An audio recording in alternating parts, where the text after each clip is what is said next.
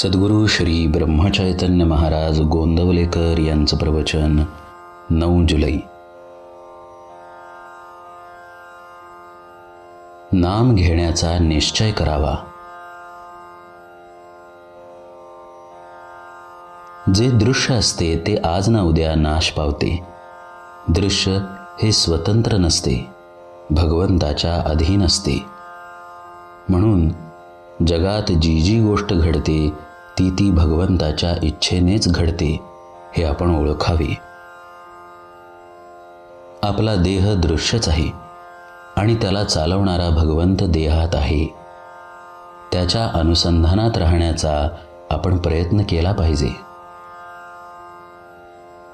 हे अनुसंधान राहणे भगवंताच्या नामाने साधते.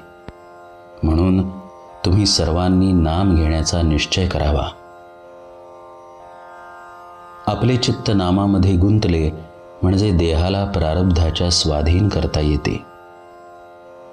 ही युक्ती ज्याला साधली त्याला सुखदुःखाची बाधा उरली नाही. संतांना देखील त्यांचे प्रारब्ध भोगावे लागते, पण त्यांना देहबुद्धी नसल्याने भोगाचे सुखदुःख नाही.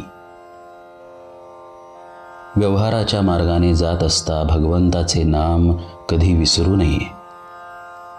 आपल्या प्रयत्नाला जे फळ येईल ती भगवंताची इच्छा समजून जे पदरात पडेल त्यात समाधान मानावे.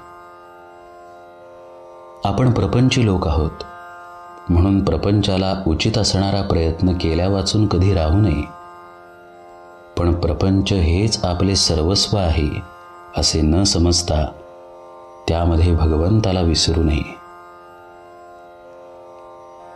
परमार्थाला सदाचरणाची फार जरुरी आहे. उगीच भलत्याच्या सांगण्याला भुलू नये आणि अनिती अधर्माच्या मार्गाला जाऊ नये. संत जे सांगतात त्याच्यावर विश्वास ठेवून मुखात नाम ठेवावे आणि सदाचरणाने वागून प्रपंच करावा. असे जो वागेल त्याचे कल्याण राम खात्रीने करील हे मी सर्वांना वचन देतो. बहुतेकांना प्रपंचासाठी देव पाहिजे असतो.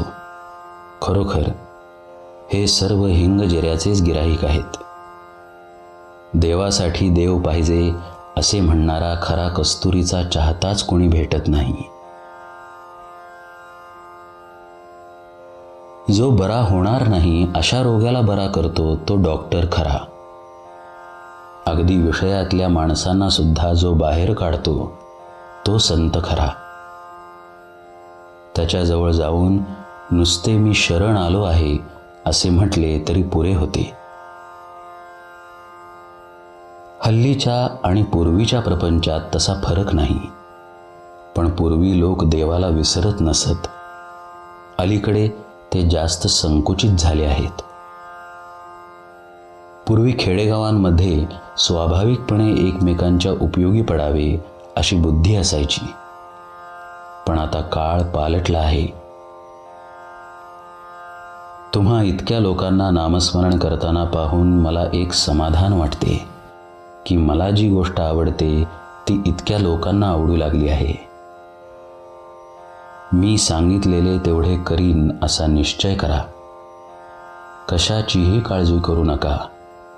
मी तुमचा भार घेतलेला आहे ही जाणीव ठेवून आनंदाने प्रपंच करा.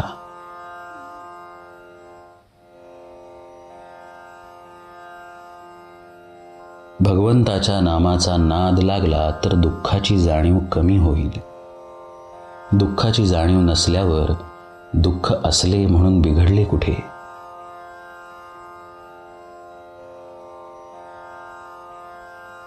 जानकी जीवन स्मरण जय जय राम.